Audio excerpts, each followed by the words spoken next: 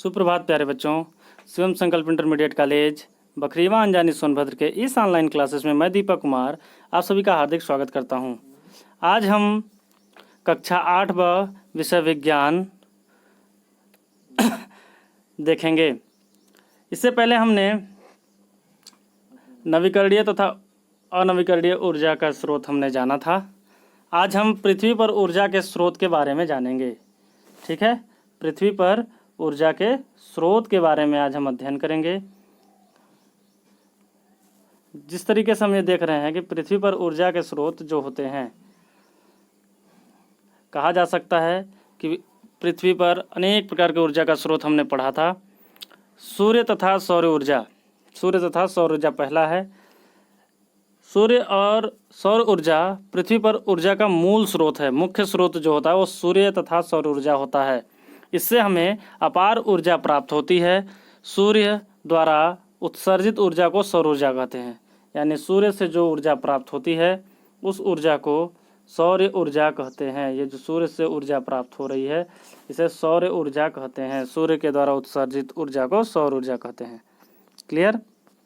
आगे हम देखते हैं कि इस सौर ऊर्जा का उपयोग करने के लिए अनेक युक्तियां उपकरण बनाई गई हैं। जैसे विद्युत उत्पन्न करने के लिए सोलर सेल, सोलर प्लेट जो होता है, इस तरीके से आप देखे होंगे कि सोलर प्लेट्स जो बने होते हैं, ये सोलर प्लेट्स, इन सोलर प्लेट्स से जब सूर्य से ऊर्जा जो आती है, सूर्य से जो रोशनी आती है सूर्य की, उस सूर्य की ऊर्जा से क्या हो रहा है, यह विद्युत उत्पन्न करता है।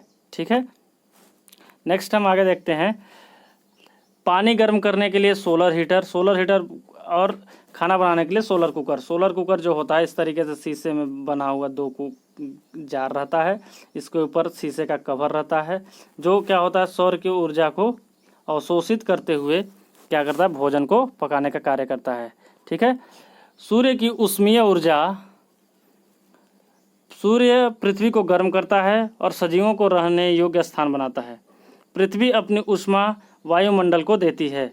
सूर्य की ऊष्मीय ऊर्जा का जो उपयोग है क्या होता है, सौर ऊर्जा की ऊष्मीय ऊर्जा का उपयोग वायु को गर्म करने में होता है, जिससे वायु हल्की होकर के ऊपर उठती है। इसका स्थान लेने के लिए आसपास के क्षेत्रों में वायु आती है, जिससे पवन का निर्माण होता है। सौर ऊर्जा ऊष्मीय ऊर्जा समुद्रों, नहरों, नदियों तथा वनस्पतियों से जल का वाष्पीकरण करता है। जो सौर ऊर्जा है वह नदी, तालाब, झरने, इन सभी से जो भी पानी होते हैं या पेड़ पौधों में जो पानी होती हैं उनको वाष्पीकृत करता है, जो कि वर्षा के रूप में बादल बनाती हैं और जल का पुनर्चक्रण करती हैं। इस प्रकार वायु चक्र बनता है। हमें वर्षा एवं बर्फ के रूप में शुद्ध एवं साफ जल प्राप्त होता है। नेक्स्ट, सूर्य की ऊष्मीय ऊर्जा का उपयोग देखते हैं। सौर ऊर्जा की ऊष्मीय ऊर्जा का उपयोग प्रत्यक्ष या अप्रत्यक्ष रूप से विद्युत उत्पादन में किया जाता है। नेक्स्ट हम देखेंगे सूर्य का प्रकाशीय ऊर्जा। सूर्य के प्रकाशीय ऊर्जा को हरे पौधे प्रकाश संश्लेषण की प्रक्रिया के द्वारा भोजन बनाने का कार्य करते हैं। सौर ऊर्जा रासायनिक ऊर्जा में परिवर्तित हो जाता है और पौधों में विभिन्न भागों में भोजन के रूप में संग्रहित हो जाता है।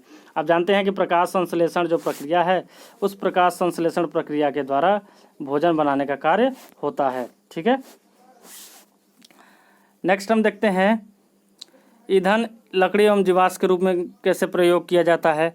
ठीक है, भोजन जो हम प्रकाश संश्लेषण से देखते हैं वह इसका कार्बन डाइऑक्साइड प्लस जल H2O मिल करके क्या बनाता है, C6H12O6 का निर्माण करता है, यानी ग्लूकोज का निर्माण करता है। ठीक है, जिस तरीके से यहाँ पर आपको दिया हुआ है देखिए किताब में, ठीक किस तरीके से भोजन बनाने का काम करता है।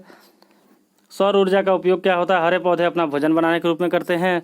सौर का उपयोग बड़े पैमाने पर तापीय विधि के द्वारा विद्युत उत्पादन में किया जाता है। सौर का उत्पादन सोलर उपकरणों के द्वारा, सोलर कुकर, सोलर गीजर के द्वारा किया जाता है। सोलर उपकरण जैसे सोलर कुकर से भोजन बनाया जाता है। सोलर कुकर आप देख ही रहे हैं। सौर ऊर्जा का उपयोग फोटोवोल्टाइक सेल, सोलर सेल द्वारा विद्युत उत्पादन में किया जाता है। अब सोलर कुकर क्या होता है, सोलर कुकर एक ऐसा उपकरण है जिसका प्रयोग चावल, दाल, सब्जियां आदि भोज्य पदार्थों को बनाने में किया जाता है। ठीक है, सोलर कुकर काले पृष्ठ के सिद्धांत पर कार्य करता है। यह उष्मारोधी पदार्थ का बना होता है। एक ऐसा बॉक्स होता है जिसकी भीतरी दीवारें तथा तली सभी काली होती हैं। इसका ऊपरी ढक्कन कांच का होता है जो सूर्य की ऊष्मा किरणों को परिवर्तित करके बॉक्स में रखी व्यवस्था पर भेजता है। इस प्रकार कुकर द्वारा चावल दाल सब्जियां पकाई जाती हैं। इस सोलर कुकर द्वारा लगभग 100 डिग्री तापमान पर प्राप्त किया जा सकता है, अतः इसका उपयोग चपातियां बनाने अथवा तलने के लिए नहीं किया जा सकता। भोजन का सौर कुकर में पकाने के लिए उसको पोषक तत्व नष्ट नहीं होते। इसका उपयोग आसान साफ होने पर किया जाता है, यानी कि आसमान जब साफ होगा, मतलब कि सूर्य प्रॉपर वे में निकला रहेगा, तभी इसका प्रयोग किया जा सकता है। सोलर कुकर के परावर्तन की दिशा में समय समय पर बदलते रहना चाहिए, जिससे कि वह सूर्य के सम्मुख रहे।